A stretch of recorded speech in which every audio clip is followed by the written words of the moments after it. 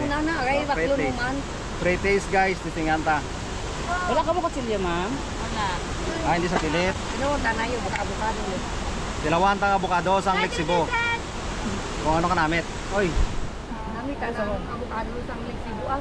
mas namit yan ang abukado sang Ay, Lexibo. mas nami ka. Si ma'am na nagapatunay nga namit daw ko no. Nami ka na, kauna wala, kauna Ah, tisinganta. Wala kay di. Namit. So are guys, oh, tanawan nyo bla oh. Kung naglakat nga mo din sa 7 Falls, amo ni ka barato ang mga abukado di tanawan nyo. Di ba dalawa ma'am 150? Oh, tanawa bla oh. Dalawa ni sa kaputos 150. Ang kabugaton niya siguro estimate ko Dapat ka kilo na. ang isa ka 4 kilo na eh. Ang Ha, 4 kilo? Ang isa ko magdawa ka kilo, di ba? Oh, mag 2 ka kilo. Sa isa ka silupin, 2 ka kilo. Bali 4 ka kilo, 150 lang.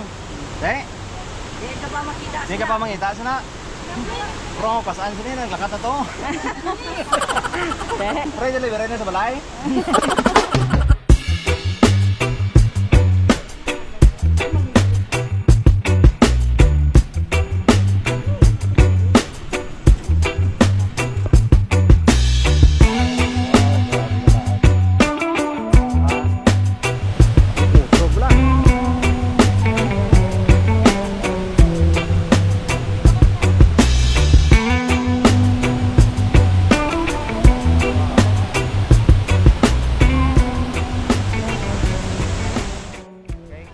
Guys, diri na kita subong sa falls number 1. Pod naton si Bakas. Pod naton di si Bakas Rineo. Amo ni siyang pakisa ko nga architect guys, oh. Yan, muning bright sa amon nga.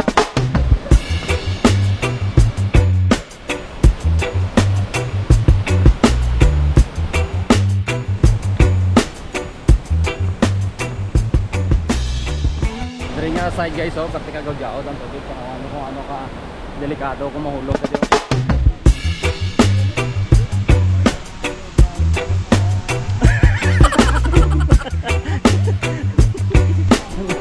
Ano yung falls number 2 ha?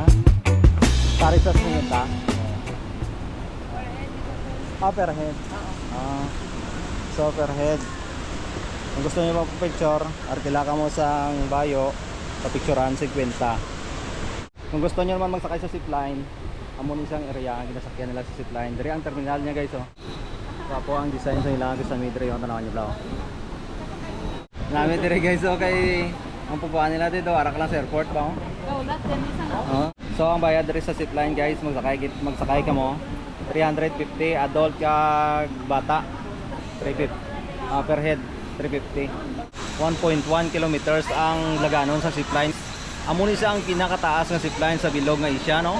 Plano sang mga upod namon ding iban manaog dito sa Second Falls. Kaso ang upod namon ding isa kay nagapangaplas-aplas naman ni ka ano diyo mga aplikasyon.